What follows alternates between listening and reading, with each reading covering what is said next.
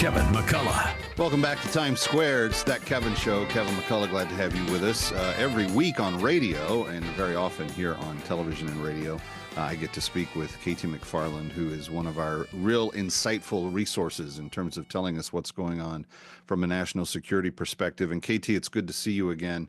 Thanks for coming back. I've been getting pelted a lot by some of my center-left friends saying things like, we've dealt a gut punch to Ukraine. We're abandoning American values on the international stage.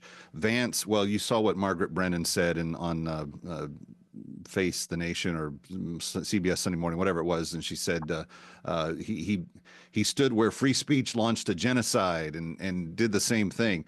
I've heard oversimplifications. I've heard outright distortions. I've heard completely made up weird stuff from a CBS news anchor. What is the real story of what we're doing on a national security front, particularly in the Russia-Ukraine angle right now, because there does seem to be a lot of attention focused there? Well, I think that for many years, really going back 20 years, but certainly since the beginning of the Ukraine war, this version of the Ukraine war, we've been on autopilot. It's the country, the United States, has been run not by a president making decisions, but by a sort of amorphous foreign policy blob, nameless, faceless. But they all think the same way. They've always thought the same way. They don't do anything differently. And President Trump was elected by 77 million people to make a change. And the change he's making is to face reality. Here's the reality. The blob that I talked about, they don't want a peace agreement with Ukraine. In fact, they would say to the Ukrainians, and the Europeans would join in, to say, we can't have a negotiated solution because we can't trust Putin. We can't trust Russia. Therefore, let's not go to the negotiating table. We're going to win. But yet, there was no plan to win. In fact, as you see, over the last 2 years, certainly, Russia's winning this war, not Ukraine. And even with all the resources we've given to Ukraine. But they're winning it an inch at the time. And that's why I think it's like an inch at a time. And it's horrible. It's destructive. But Russia is winning. And no matter how much, we can't do anymore as the United States to give more weapons. The only thing we could do differently is we could have a NATO-Russia war, or we could join militarily with Ukraine. And that's just not going to happen. So I think when President Trump and all the people around him have come out and said, let's face reality, we need a negotiated solution. Now, the details will be to be determined.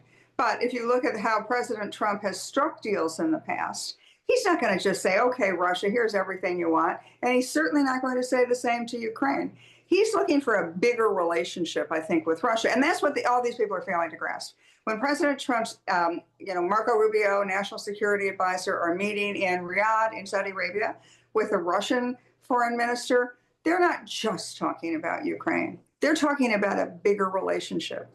And when President Trump has said one of the great tragedies of the last 4 years under the Biden administration is that the Biden administration has pushed Russia and China and North Korea and Iran closer together. So that they're a pretty formidable alliance. Now, is there anything the United States and President Trump can do to put a crack in that? Maybe that's what they're talking about in Saudi Arabia with the Russians as well. Not just Ukraine, but about a bigger realignment of a relationship for the United States.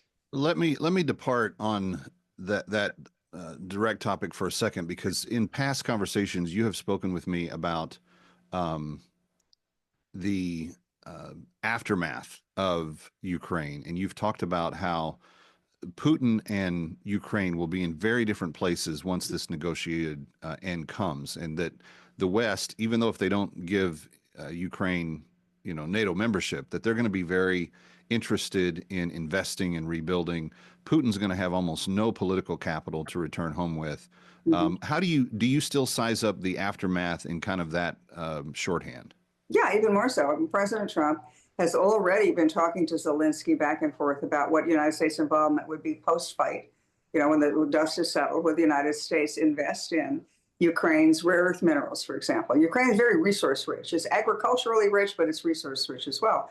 And so President Trump has even put on the table a potential deal between the United States and Ukraine to develop their undeveloped rare earth minerals. Now, why rare earth minerals? Why are they important to us? China has the kind of corners the world market on rare earth minerals. They have like 90%. We have very little. The reason they're important is they're essential for microprocessing. They're essential for any kind of modern communications, your computers, your cell phones, smart everything and certainly for AI. So we're already talking to Ukraine about what that post-war environment would look like.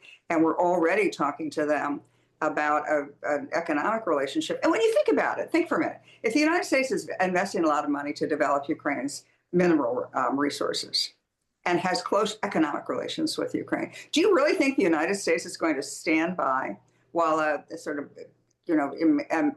a Russia, which is weaker than it has ever been before, is going to try to invade all of Europe? No, it's not going to happen, because the United States will be intricately involved, not just on a piece of paper, but we will have economic ties that will not be broken easily. How much does any of this change if we add an air base to the Gaza region or develop one more military footprint? We had one in Kabul, but we lost that, or in Afghanistan rather, but we lost that in the exit. But if we add another base of operations, does that also seem to put pause in someone like Putin's thinking? Look, we're talking about transforming the entire relationship, whether it's in Europe or whether it's in the Middle East. And when President Trump talks about, let's redevelop Gaza in a very different way, let's completely rethink what Gaza would be. One of the things that we've talked about is a port. It's not the Mediterranean. Would the United States have an interest in that port? The other thing we're talking about Ukraine, presumably, is Ukraine's Black Sea ports. Would the United States, in many ways, have more access to that part of the world because of trade? Well, these will be used for trade, not necessarily for war.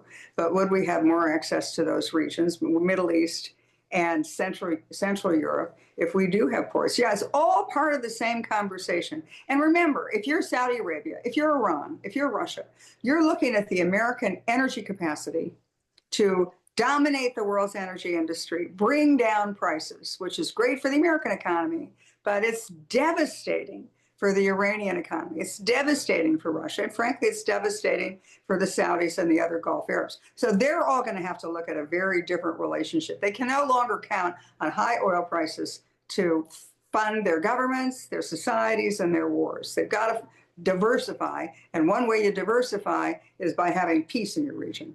Yeah, specifically funding the wars, because it wasn't until energy spiked that Russia invaded, and then the mullahs got very, very playful in the Middle East. Not playful, that's a terrible word, but they got mischievous with what they wanted to accomplish.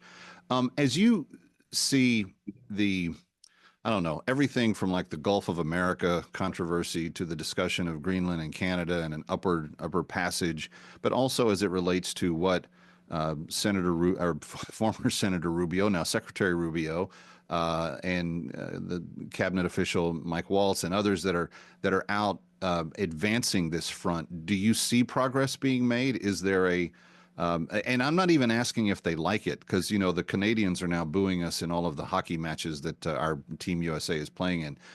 But is there a respect that is being sewn back into the equation that had just been replaced by just utter laughter in the last 4 years? Yeah, there's a vibe shift. And we'll find out what that shifting vibe is all about. Stay with us. More That Kevin Show next. Stick around for more of That Kevin next. That Kevin Show with Kevin McCullough.